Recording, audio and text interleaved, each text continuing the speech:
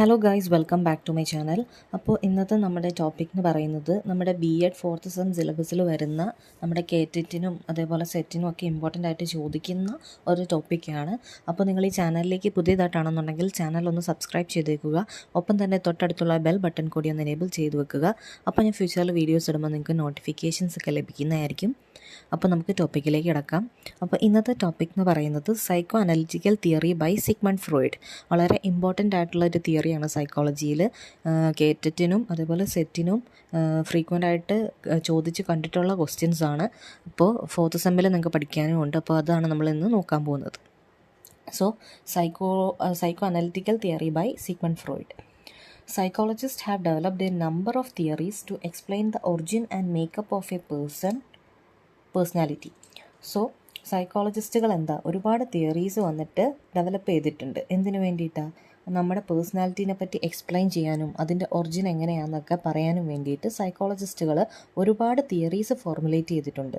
അതിലൊരു തിയറിയാണ് psycho analytical theory by Sigmund Freud എന്നത്. അപ്പം ഈ തിയറി എന്ന് പറയുന്നത് സൈക്കോ അനലിറ്റിക്കൽ അപ്രോച്ചിൻ്റെ അണ്ടറിൽ വരുന്ന ഒരു തിയറിയാണ്.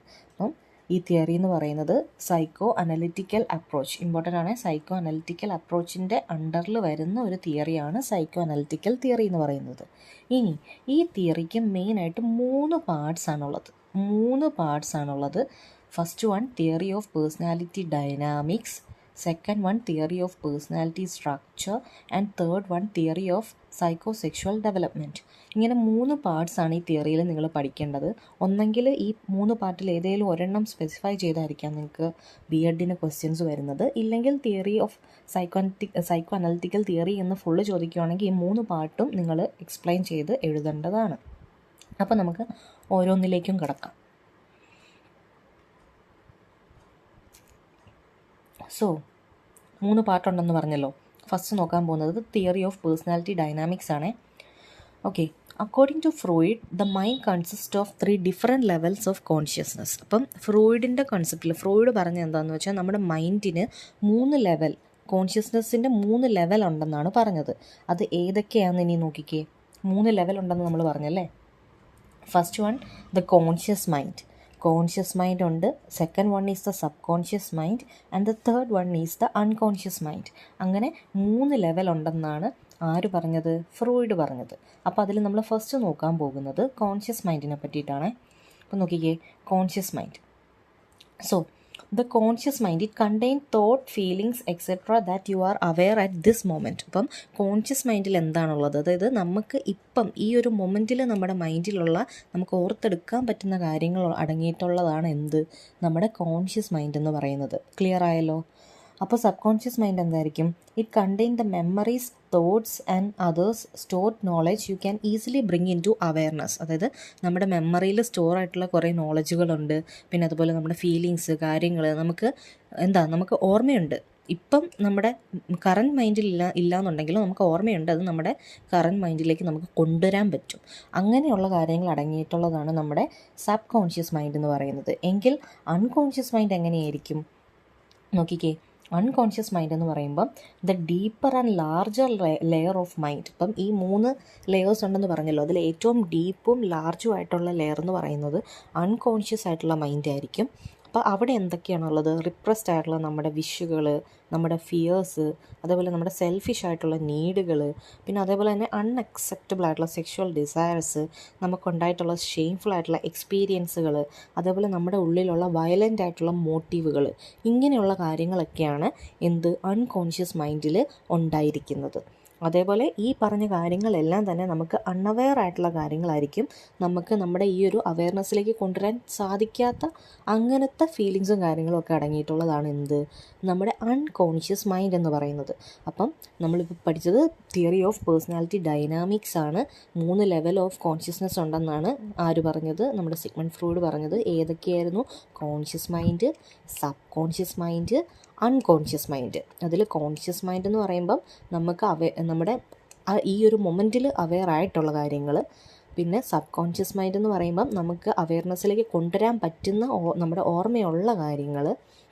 അൺകോൺഷ്യസ് എന്ന് പറയുമ്പം deep and large layer of മൈൻഡാണ് നമുക്ക് അൺഅവെയർ ആയിട്ടുള്ള കാര്യങ്ങൾ. അതായത് നമ്മുടെ ഷെയിംഫുൾ ആയിട്ടുള്ള ഉണ്ടായിട്ടുള്ള എക്സ്പീരിയൻസുകൾ, അതേപോലെ നമ്മുടെ വയലൻ്റ് ആയിട്ടുള്ള മോട്ടീവ്സ്, സെക്ഷുവൽ ഡിസയർസ്, അങ്ങനെയുള്ള കാര്യങ്ങളൊക്കെ അടങ്ങിയിട്ടുള്ളതാണ് എന്ത്, അൺകോൺഷ്യസ് മൈൻഡ്. അപ്പോൾ ഇത്രയാണ് എന്ത്, തിയറി ഓഫ് പേഴ്സണാലിറ്റി ഡൈനാമിക്സ്. അപ്പോൾ ഇത് പഠിച്ചു വയ്ക്കുക, ഈ സിമ്പിളാണല്ലോ. ഇനി തിയറിയുടെ സെക്കൻഡ് പാർട്ടിലേക്ക് നമ്മൾ പോവുകയാണ്. That is the theory of personality structure. Theory of personality structure. കുറച്ച് മുമ്പ് നോക്കിയത് പേഴ്സണാലിറ്റി ഡൈനാമിക്സ് ആയിരുന്നേ. അപ്പോൾ ഇത് theory of personality structure. So, Freud states that personality is composed of 3 elements known as it, ego and superego. Important ആണ്. കേറ്ററ്റ്, set പോലെയുള്ള എക്സാമിൽ psychology പാർട്ടിൽ നിന്നും ക്വസ്റ്റ്യൻസ് കൂടുതലായിട്ട് കാണുന്ന ഒരു ഏരിയ ആണിത്. അപ്പം എന്താണ് തിയറി ഓഫ് പേഴ്സണാലിറ്റി സ്ട്രക്ചർ പറയുന്നത് എന്താണെന്ന് വെച്ചാൽ, ഫ്രോയിഡ് പറഞ്ഞത് നമ്മുടെ പേഴ്സണാലിറ്റിക്ക് 3 എലമെൻറ്റുകൾ ഉണ്ടെന്നാണ് പറഞ്ഞത്. മറ്റത് നമ്മുടെ മൈൻഡിൻ്റെ ഡിഫറെൻറ്റ് ലെവൽ ഓഫ് കോൺഷ്യസ്നെസ്സിനെ പറ്റിയിട്ടാണ് പറയുന്നതെങ്കിൽ, ഇവിടെ പറയുന്നത് നമ്മുടെ പേഴ്സണാലിറ്റിക്ക് 3 എലമെൻറ്റ്സ് ഉണ്ടെന്നാണ് പറയുന്നത്. The first one is the id, and the second one is the ego, and the third one is the super ego. അങ്ങനെ 3 ലെവൽ ഉണ്ടെന്നാണ് പറയുന്നത്. These elements work together to create complex human behaviour. അപ്പം ഈ elements എല്ലാം ഒന്നിച്ച് work ചെയ്തിട്ടാണ് നമ്മുടെ ആ ഒരു കോംപ്ലക്സ് ആയിട്ടുള്ള ഹ്യൂമൻ ബിഹേവിയർ ഡെവലപ്പ് ചെയ്തിരിക്കുന്നതെന്നാണ് തിയറി ഓഫ് പേഴ്സണാലിറ്റി സ്ട്രക്ചർ അവകാശപ്പെടുന്നത്. ഇപ്പോൾ ക്ലിയർ ആയല്ലോ. ഇനി ഇതിൽ ഈ ഓരോ കമ്പോണൻറ്റും നമ്മൾ പഠിക്കാൻ പോവുകയാണ്. എന്താണ് ഇഡ്, എന്താണ് ഈഗോ, എന്താണ് സൂപ്പർ ഈഗോ നോക്കാം. So first one is id. നമ്മൾ ഇഡിലേക്കാണ് ഫസ്റ്റ് പോകുന്നത്. അപ്പോൾ ഇഡ് എന്ന് പറയുന്നത് source of all psychic energy. എല്ലാ സൈക്കിക് എനർജിയുടെയും സോഴ്സിനെയാണ് നമ്മൾ ഇഡ് എന്ന് പറയുന്നത്. അതേപോലെ നമ്മുടെ പ്രൈമറി കമ്പോണൻ്റ് ആണ്. നമ്മുടെ പ്രൈമറി കമ്പോണൻ്റ് ആണ് എന്ത്, ഇഡ്. നമ്മുടെ പേഴ്സണാലിറ്റിയുടെ പ്രൈമറി കമ്പോണൻ്റ് ആണ് എന്ത്, ഇഡ് എന്ന് പറയുന്നത്. ഇഡ് എന്ന് പറയുന്നത് നമ്മുടെ പേഴ്സണാലിറ്റിയുടെ പ്രൈമറി കമ്പോണൻ്റ് ആണ്. ഇനി the only component that is present from birth. പിന്നെ ഈ ഇഡാണ് നമ്മുടെ ബൈ ബർത്ത് പ്രസൻ്റ് ആയിട്ടുള്ള ഒരു കമ്പോണൻ്റ് എന്ന് പറയുന്നത് ഇഡായിരിക്കും. ദെൻ ഇതിൻ്റെ പ്രിൻസിപ്പിൾ എന്ന് പറയുന്നത് പ്ലഷർ പ്രിൻസിപ്പിൾ ആയിരിക്കും. It is driven by pleasure principle. Then it comprises of 2 kinds of biological instinct. അപ്പോൾ ഈ ഇഡിന് 2 തരത്തിലുള്ള ബയോളജിക്കൽ ഇൻസ്റ്റിൻറ്റ് ഉണ്ട്. അതും എന്താന്ന് ക്വസ്റ്റ്യൻസ് 1 മാർക്കിനൊക്കെ ചോദിക്കാൻ ചാൻസ് ഉള്ളതാണ്. അപ്പോൾ അത് ഓർത്തിരിക്കുക. അപ്പോൾ ഇഡ് എന്ന് പറയുമ്പോൾ മെയിനായിട്ട് എന്താണ്, എല്ലാ സൈക്കിക് എനർജിയുടെയും സോഴ്സാണ്, നമ്മുടെ പേഴ്സണാലിറ്റിയുടെ പ്രൈമറി കമ്പോണൻ്റ് ആണ്, പിന്നെ ബൈ ബർത്ത് പ്രസൻ്റ് ആയിട്ടുള്ള കമ്പോണൻ്റ് ആണ് ഇഡ്. പിന്നെ ഇത് ഏത് പ്രിൻസിപ്പിളാണ്, പ്ലഷർ പ്രിൻസിപ്പിളാണ് വർക്ക് ചെയ്യുന്നത്. പിന്നെ ഇതിന് 2 തരത്തിലുള്ള ബയോളജിക്കൽ ഇൻസ്റ്റിൻറ്റുകളുണ്ട്. അത് ഏതൊക്കെയാണെന്നാണ് ഇനി നോക്കുന്നത്. The first one is the Eros. അപ്പോൾ ഇറോസ് എന്താണെന്ന് വെച്ചാൽ ലൈഫ് ഇൻസ്റ്റിൻ്റ് ആയിരിക്കും. അതായത് നമുക്ക് ജീവിക്കാൻ, നമുക്ക് സർവൈവ് ചെയ്യാൻ വേണ്ടിയിട്ടുള്ള ഒരു ആഗ്രഹം, ആ ലൈഫ് ഇൻസ്റ്റിൻ്റ് ആണ് എന്ത്, ഇറോസ് എന്ന് പറയുന്നത്. It include life sustaining activities such as respiration, eating and sex. അപ്പോൾ അതിൻ്റെ അകത്ത് ഇൻക്ലൂഡ് ആയിട്ടുള്ളത് നമുക്ക് ജീവിക്കാൻ ആവശ്യമായിട്ടുള്ള പ്രക്രിയകൾ. അതാണ് എന്ത്, നമുക്ക് റെസ്പിറേഷൻ ആവശ്യമാണ്, അതേപോലെ ഈറ്റിംഗ് ആവശ്യമാണ്, അതേപോലെ സെക്സ് ഇമ്പോർട്ടൻ്റ് ആണ് ഫോർ റീപ്രൊഡക്ഷൻ. അങ്ങനെയുള്ള നമുക്ക് ജീവിക്കാൻ ആവശ്യമായിട്ടുള്ള പ്രോസസ്സുകൾ അടങ്ങിയിട്ടുള്ള, ഇല്ലെങ്കിൽ ആക്ടിവിറ്റീസ് അടങ്ങിയിട്ടുള്ള ലൈഫ് ഇൻസ്റ്റിൻസ് ആണ് എന്ത്, എറോസ് എന്ന് പറയുന്നത്. Then the energy created by this activity is known as libido. It is very important. അപ്പോൾ ഈ ലിബിഡോ എന്ന് പറയുന്നത് വളരെ ഇമ്പോർട്ടൻ്റ് ആയിട്ടുള്ളതാണ്. 1 മാർക്കിന് ഷോർട്ടായിട്ട് വരാൻ ചാൻസ് ഉള്ള ക്വസ്റ്റ്യൻ ആണ്. അതേപോലെ കേറ്ററ്റിനും ഒക്കെ ചാൻസ് ഉള്ള ക്വസ്റ്റ്യൻ ആണ് ലിബിഡോ നിങ്ങൾ പഠിക്കുമ്പം എന്തായാലും ഓർത്തിരിക്കുക. ലിബിഡോ 1 മാർക്കിന് ഷുവറായിട്ട് വരാൻ ചാൻസ് ഉള്ള ഒരു ക്വസ്റ്റ്യൻ ആണ്. സോ ലിബിഡോ എന്ന് പറയുന്നത് എന്തായിരിക്കും, നമ്മുടെ ഇഡിന് 2 ബയോളജിക്കൽ ഇൻസ്റ്റിൻസ് ഉണ്ടെന്ന് പറഞ്ഞല്ലോ. അതിൽ ലൈഫ് ഇൻസ്റ്റിൻ്റ് ആയിട്ടുള്ള എറോസ് എന്താണ്, നമ്മുടെ ലൈഫ് ഇൻസ്റ്റിൻ്റ് ആണ്. അതായത് ലൈഫ് സസ്റ്റെയിനിങ് ആയിട്ടുള്ള activities like respiration, eating, sex, ഇങ്ങനെയുള്ള കാര്യങ്ങൾ ആണ് നമ്മുടെ ലൈഫ് സസ്റ്റെയിനിങ് ആക്ടിവിറ്റീസ്. അപ്പോൾ അതിൽ നിന്ന് കിട്ടുന്ന, ഇല്ലെങ്കിൽ അതിൽ നിന്ന് ക്രിയേറ്റ് ചെയ്യുന്ന, ഈ ആക്ടിവിറ്റീസ് വഴി ക്രിയേറ്റ് ചെയ്യപ്പെടുന്ന ഒരു എനർജി ഉണ്ട്, അതിനെയാണ് ലിബിഡോ എന്ന് പറയുന്നത്. അപ്പോൾ ഇമ്പോർട്ടൻ്റ് ആയിട്ടും ഓർത്ത് വയ്ക്കുക. സോ ഇനി നെക്സ്റ്റ് വൺ എന്ന് പറയുന്നത്, നമ്മൾ ഈ റോസ് അല്ലേ ഇപ്പോൾ നോക്കിയത്. ഇപ്പോൾ രണ്ടാമത്തെ ഇൻസ്റ്റൻറ്റ്, 2 ഇൻസ്റ്റൻറ്റ് ഉണ്ടെന്നാണല്ലോ പറഞ്ഞത്. So the second one is the thanatos. അപ്പം മറ്റത് ലൈഫ് ഇൻസ്റ്റൻറ്റ് ആയിരുന്നു അല്ലേ. നമ്മുടെ ഈ റോസ് എന്ന് പറയുന്ന ലൈഫ് ഇൻസ്റ്റൻറ്റ് ആണെന്നുണ്ടെങ്കിൽ തനാറ്റോസ് എന്ന് പറയുന്നത് ഓപ്പോസിറ്റ്, ഡെത്ത് ഇൻസ്റ്റൻറ്റ് ആയിരിക്കും. അപ്പോൾ it is A set of destructive forces present in all human beings. അപ്പം ഈ ഒരു ഡെത്ത് ഇൻസ്റ്റൻറ്റ് എന്ന് പറയുന്നത് എന്തായിരിക്കും? ഒരു ഡിസ്ട്രക്റ്റീവ് ആയിട്ടുള്ള ഫോഴ്സ് ആയിരിക്കും അല്ലേ? എല്ലാ ഹ്യൂമൻ ബീങ്സിലും പ്രസൻ്റ് ആയിട്ടുള്ള ഡിസ്ട്രക്റ്റീവ് ആയിട്ടുള്ള ഒരു ഫോഴ്സാണ് എന്ത്? ഈ പറഞ്ഞ തനാറ്റോസ് എന്ന് പറയുന്നത്. അപ്പം when directed outward it is expressed as violence. അപ്പോൾ അത് പുറത്തേക്ക് വരുന്നത് എങ്ങനെയായിരിക്കും? നമ്മുടെ ഒരു എക്സ്ട്രീം ലെവൽ ഓഫ് വയലൻസ് ഫോമിലായിരിക്കും അല്ലേ? അപ്പോൾ അതാണ് തനാറ്റോസ് എന്ന് പറയുന്നത്. അപ്പോൾ ഓർത്തിരിക്കുക, ഇഡ് എന്താണെന്ന് ഓർക്കുക. ഇതിന് 2 ബയോളജിക്കൽ ഇൻസ്റ്റിൻസ് ഉണ്ടെന്ന് ഓർക്കുക. ഏതൊക്കെയായിരുന്നു? ഇറോസും തനാറ്റോസും. അതിൽ ഇറോസിൻ്റെ അകത്ത് ലിബിഡോ ഇമ്പോർട്ടൻ്റ് ആണ്, അതും കൂടി ഒന്ന് ഓർത്ത് വയ്ക്കുക. അപ്പം അത്രയും ക്ലിയർ ആയല്ലോ. So Freud believe that eros is stronger than thanatos. അപ്പോൾ ഫ്രോയിഡിൻ്റെ കണ്ടുപിടുത്തം എന്താണെന്ന് വെച്ചാൽ ഇറോസ്, അതായത് ലൈഫ് ഇൻസ്റ്റിൻ്റ് ആണ് നമ്മുടെ ഡെത്ത് ഇൻസ്റ്റിൻറ്റിനേക്കാൾ സ്ട്രോങ്ങർ എന്നാണ് ആര് പറഞ്ഞത്? നമ്മുടെ ഫ്രോയിഡ് പറഞ്ഞത്. അപ്പോൾ ഇത്രയാണ് എന്ത്? Theory of personality structure. So theory of personality dynamics നോക്കി, തിയറി ഓഫ് പേഴ്സണാലിറ്റി സ്ട്രക്ചറും പഠിച്ചു. അപ്പം സോറി, നമ്മൾ അതിൻ്റെ അകത്ത് ഇപ്പോൾ ഇഡ് മാത്രമേ പഠിച്ചുള്ളൂ. ഇനി അടുത്തതും കൂടി ഉണ്ട്, ego. So the next one is ego. അപ്പോൾ നമ്മൾ ഇഡ് നോക്കി. ഇനി ഈഗോയിലേക്ക് പോകുമ്പം അത് ഏത് പ്രിൻസിപ്പിളാണ്? It follows the reality principle. നമ്മുടെ ഇഡ് എങ്ങനെയായിരുന്നു? ഇഡ് എന്ന് പറയുന്നത് പ്ലഷർ പ്രിൻസിപ്പിളായിരുന്നു അല്ലേ? അപ്പോൾ ഇവിടെ ഈഗോയിലേക്ക് വരുമ്പം അത് റിയാലിറ്റി പ്രിൻസിപ്പിൾ ബേസ് ചെയ്താണ് വർക്ക് ചെയ്യുന്നത്. ആൻഡ് ഇറ്റ് ഡെവലപ്സ് ഫ്രം ഇഡിൽ നിന്ന് ഡെവലപ്പ് ചെയ്തതാണ് ego. And it functions in all 3 levels of consciousness. ഇപ്പം നമ്മുടെ കോൺഷ്യസ്നെസ്സിൻ്റെ 3 ലെവൽസിലും ഈഗോ ഫങ്ഷൻ ചെയ്യുന്നുണ്ട്. And it is a force that mediate between it and super ego. പിന്നെ ഈ ഒരു ഈഗോ എന്ന് പറയുന്നതാണ് നമ്മുടെ ഇഡിൻ്റെയും സൂപ്പർ ഈഗോയുടെയും ഇടയ്ക്ക് മീഡിയേറ്റ് ചെയ്യുന്ന ഒരു ഫോഴ്സ്. സോ ഇത്രയാണ് ഈഗോനെ പറ്റിയിട്ട് നിങ്ങൾ അറിഞ്ഞിരിക്കേണ്ടത്. മെയിനായിട്ട് പ്രിൻസിപ്പിൾ ഓർത്തിരിക്കുക. It works on reality principle അല്ലേ? It works on reality principle and it develops from ഇഡിൽ നിന്നാണ് ഡെവലപ്പ് ചെയ്യുന്നത്. And it functions in all 3 level of കോൺഷ്യസ്നെസ്സിൽ ഫങ്ഷൻ ചെയ്യുന്നുണ്ട്. And it is a force that mediate between id and super ego. Super ഈഗോയുടെയും ഇഡിൻ്റെയും ഇടയ്ക്ക് mediate ചെയ്യുന്ന ഫോഴ്സാണ് എന്ത്? നമ്മുടെ ഈഗോ എന്ന് പറയുന്നത്. സോ ഈഗോ കഴിഞ്ഞു, ദെൻ സൂപ്പർ ഈഗോ. ഇനി അടുത്ത സൂപ്പർ ഈഗോ. അപ്പോൾ ഇതെന്ന് പറയുമ്പം it judge based on moral principle. അപ്പം നമ്മുടെ ഇഡ് ഏത് പ്രിൻസിപ്പിളായിരുന്നു ഏറ്റവും ഫസ്റ്റ് പഠിച്ചത്? ഇഡ് എന്ന് പറയുന്നത് പ്ലഷർ പ്രിൻസിപ്പിളായിരുന്നു. ഈഗോ എന്ന് പറയുന്നത് റിയാലിറ്റി പ്രിൻസിപ്പിളാണ്. അപ്പോൾ സൂപ്പർ ഈഗോ എന്ന് പറയുന്നത് മോറൽ പ്രിൻസിപ്പിളാണ്. Moral principle. And it tells you what is right and wrong. അപ്പം ഈ ഒരു സൂപ്പർ ഈഗോ നമുക്ക് എന്താ ചെയ്യുന്നതെന്ന് വെച്ചാൽ എന്താണ് ശരി എന്താണ് തെറ്റെന്നുള്ളത് മനസ്സിലാക്കി തരുന്നു. അതേപോലെ തന്നെ നമ്മളത് പഠിക്കുന്നത് നമ്മുടെ സറൗണ്ടിങ്സിൽ നിന്നായിരിക്കും. Learn from surroundings. അതേപോലെ ഡെവലപ്പ് ചെയ്യുന്ന ഒരു 3 to 5 years ഓഫ് ഏജിലാണ് നമുക്ക് സൂപ്പർ ഈഗോ ഡെവലപ്പ് ചെയ്യുന്നത്. അപ്പോൾ ഇത്രയാണ് സൂപ്പർ ഈഗോനെ പറ്റിയിട്ട് നമ്മൾ അറിഞ്ഞിരിക്കേണ്ട കാര്യങ്ങൾ. പ്രിൻസിപ്പിൾ, മോറൽ പ്രിൻസിപ്പിൾ ഓർത്തിരിക്കുക. Then it, ego and superego are always interacting and this influence an individual's personality. അപ്പം ഈ പറഞ്ഞ 3 elements id, ego, super ego ഇത് ഇൻട്രാക്ട് ചെയ്തിട്ടായിരിക്കും നമ്മുടെ പേഴ്സണാലിറ്റി ബിൽറ്റ് ആയിരിക്കുന്നത്. According to Freud, the key to a healthy personality is a balance between these 3 components. അപ്പം ഫ്രോയിഡിൻ്റെ ഒരു കോൺസെപ്റ്റിൽ എന്താ ഒരു ഹെൽത്തി പേഴ്സണാലിറ്റി എന്ന് പറയുന്നത് ഈ പറഞ്ഞ 3 കമ്പോണൻസിൻ്റെയും ഒരു ബാലൻസ് ആണ്. A balance between these 3 components. അപ്പം അതാണ് എന്ത് ഈ പറഞ്ഞ നമ്മുടെ ഒരു ഹെൽത്തി പേഴ്സണാലിറ്റി എന്നാണ് ഫ്രോയിഡ് പറഞ്ഞു വെച്ചിട്ടുള്ളത്. So this is all about the theory of personality structure. അപ്പോൾ ഇപ്പോൾ ഏതൊക്കെയാണ് നമ്മൾ നോക്കിയത്? നമ്മൾ പഠിച്ചുകൊണ്ടിരിക്കുന്നത് എന്തായിരുന്നു? സിഗ്മണ്ട് ഫ്രോയിഡിൻ്റെ സൈക്കോ അനലിറ്റിക്കൽ തിയറി അല്ലേ? അതിന് തിയറിക്ക് 3 പാർട്സ് ഉണ്ടെന്ന് നമ്മൾ ഓൾറെഡി പറഞ്ഞു. Theory of personality dynamics, theory of personality structure. Now we are going to discuss about the theory of psychosexual development. ഇപ്പോൾ 3ാമത്തെ പാർട്ടിലേക്ക് കടക്കുകയാണ്. That is the theory of psychosexual development. So Freud believed that personality develops in childhood through a series of stages driven by unconscious desires. അപ്പം നമ്മുടെ Freud believe ചെയ്തത് എന്താ? Personality നമ്മുടെ ചൈൽഡ്ഹുഡിൽ develop ചെയ്യുന്നതായിരിക്കും. അതും കുറേ സ്റ്റേജസിലൂടെ, അത് അൺകോൺഷ്യസ് ആയിട്ടുള്ള ഡിസയർസ് ഡ്രിവൻ ചെയ്തിട്ടുള്ള സ്റ്റേജസിലൂടെ ഡെവലപ്പ് ചെയ്യുന്നതാണ് നമ്മുടെ പേഴ്സണാലിറ്റി എന്നാണ് ഫ്രോയിഡ് ബിലീവ് ചെയ്തത്.